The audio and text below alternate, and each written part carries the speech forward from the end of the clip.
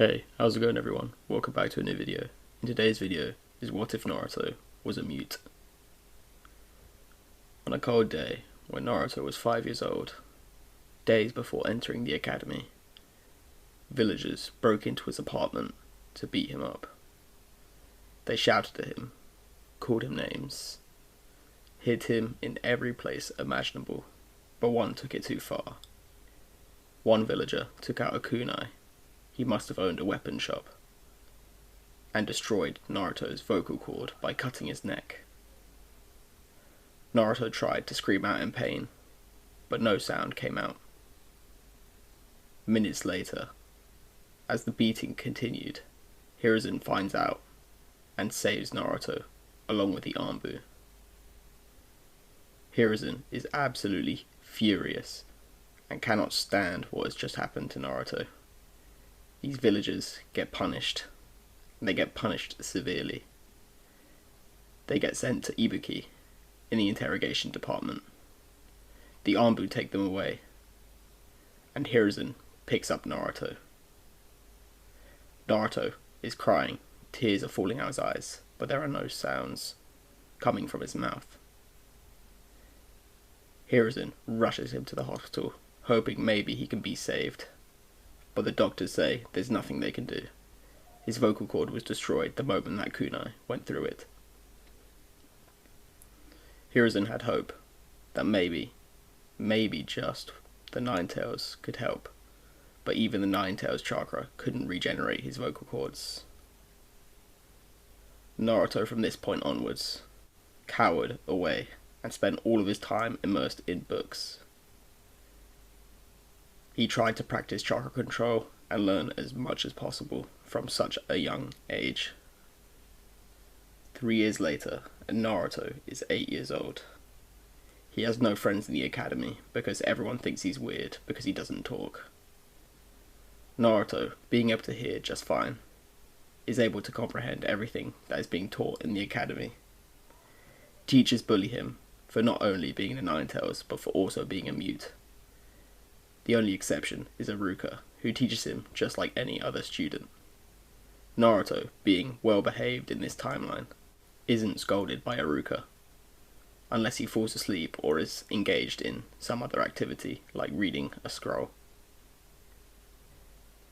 One day he meets with the Hokage, and he writes on a piece of paper if he can be taught anything at all that can make him stronger.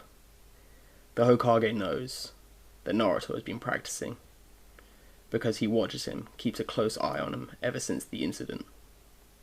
Luckily, nothing like that had happened since. The Hokage thinks for a moment, and then decides he'll give him some chakra paper to find out his affinity. Naruto runs his chakra through this piece of paper, which Hiruzen finds astounding, even at his young age. The paper splits in half, and Naruto knows that his affinity is for the wind nature. Naruto trains as he has read about each affinity in the library, and luckily he knows the leaf trick on how to begin mastering the wind element. After just 1 month of training, he manages to split the leaf. This is because he practiced day and night, during class and at home, whilst he ate, and so on. From there, he went to the library to learn the most basic wind jutsu, as that's all he had access to. For the remainder of the year, he practiced coating his kunai and shuriken in wind chakra. He honed the basics of this to the best of his ability. He also honed his basics of taijutsu and ninjutsu. He had the academy style taijutsu down to a T. He had absolutely mastered it, and could transition into moves almost seamlessly. In the time between since he was 8 until his graduation, he asked Hiruzen to teach him a different form of the clone jutsu as he just couldn't do it. Hiruzen knew that he wouldn't be able to do it because his chakra reserves were far too high. So Hiruzen saw fit that he oversaw Naruto training in the shadow clone jutsu. He oversaw it twice a week until he was 11, and then he allowed him to do it by himself. Naruto put all of his effort into mastering this technique alongside all of the other techniques he had. As the tests came around, Naruto aced everything.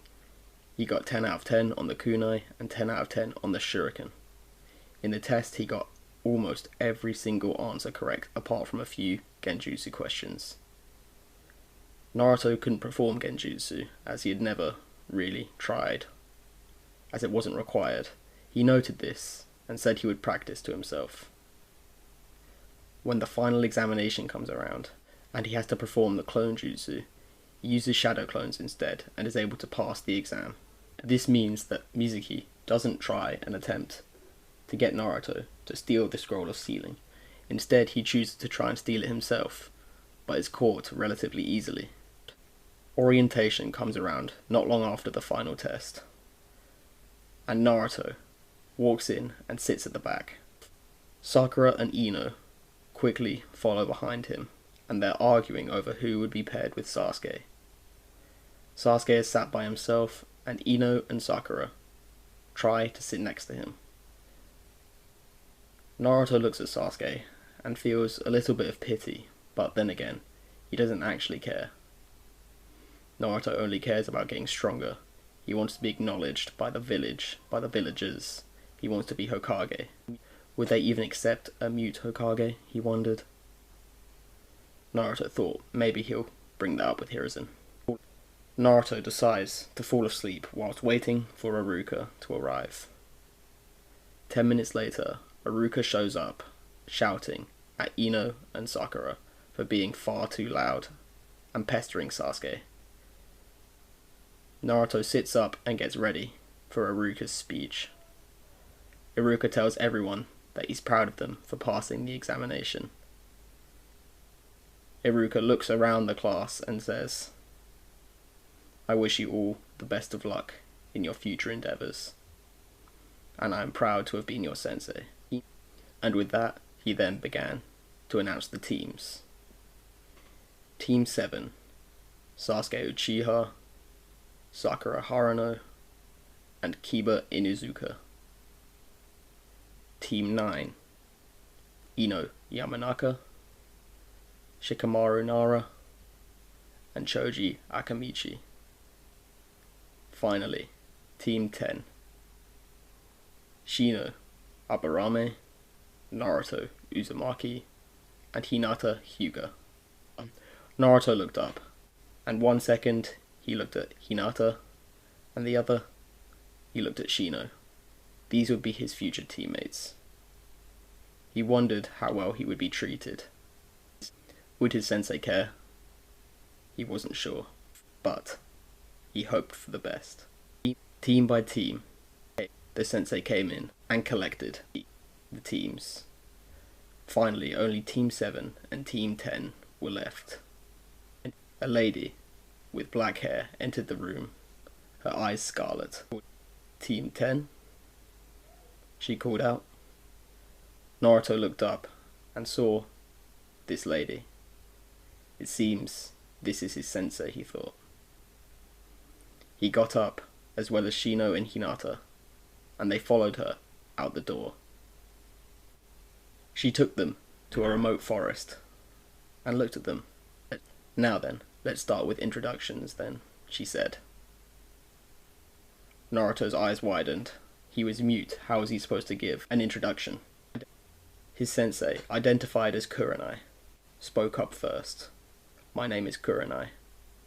And with this, I'll end What If Naruto Was a Mute, Part 1. Thank you all for watching, and I hope you enjoyed this video. Please consider subscribing and liking the video.